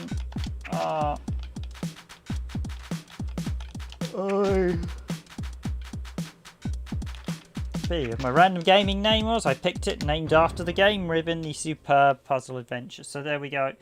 That's a quick glimpse at Store Attack. You see there are a few bonuses. Now, what was that PS1 game? Internal Sections, that's it. IS Internal Sections, which is a really interesting and visually very similar PS1 game. So remember when they did it. So thanks for joining, everyone. If you've been on stream, it is a very impressive. Rez is very impressive. I do recommend it. It's a very good game. It is. If you want to play a more modern version, it is out on PlayStation 4 and PC on Steam.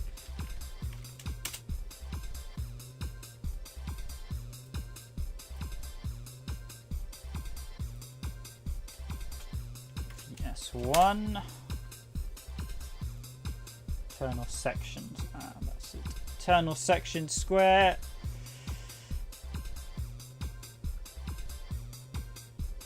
What's GameFAQs say when it was released? I think it's actually before Rez, so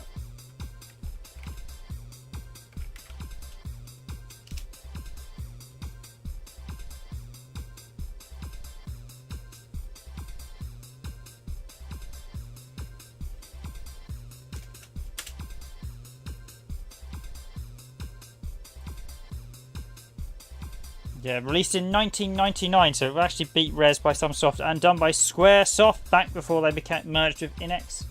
That's actually another quite good. That's not necessarily as good as music-wise, but it's a very good game. Much more bigger than Rez as well. There's lots of stuff to do in it. It's actually a very interesting game. But as I said, this Rez is a true tour de force of the Sega Dreamcast. So thank you for watching, everyone. They said if you do want a more modern version, so it was released on the Dreamcast, it was released on PC, I think, and released on PlayStation 2 originally, or was it not released on PC? Let me see.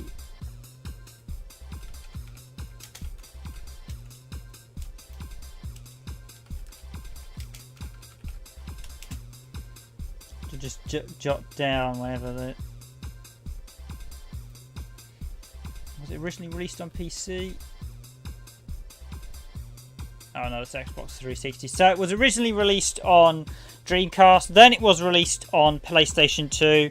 Then they did the HD version on Xbox 360, which does have a few issues, I think, in the HD mode, not the original mode. The sound is out of sync, which was a horrible, horrible bug. And then they did Rez Infinite, which was released on the PlayStation 4, and that version is also available on PC, and that version is actually available on Steam. So if you type in Rez Infinite and go to Steam, you will find it if you want to play it on PC. As I said, that version includes an additional chapter as well, and it's a very, very good game. So that has been Rez on the Dreamcast. See, the original Dreamcast version is still a superb playing, visually still a stunning game, well worth a pick up. But if you want something a bit different to the usual stuff, it is brilliantly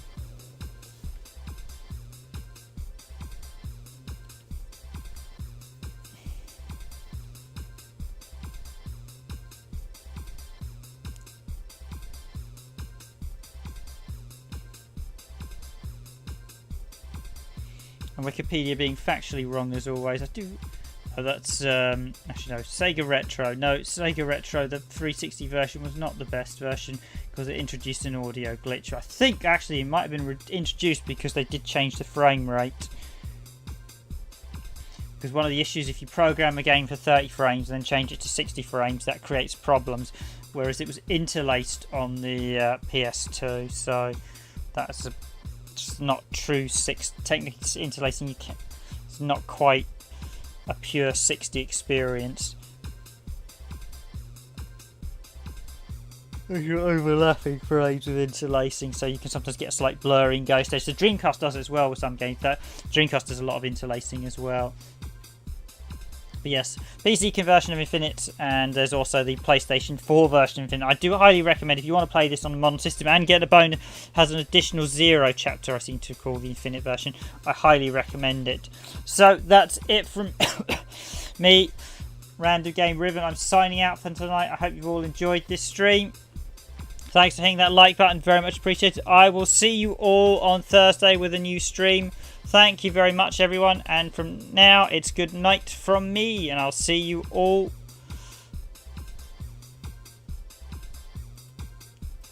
and I will see you all. So the visuals were dropping there a second in the stream, and I'll see you all on Thursday stream. So night from me, everyone, or good night, good evening, good morning, or good afternoon, and I'll see you all on Thursday stream.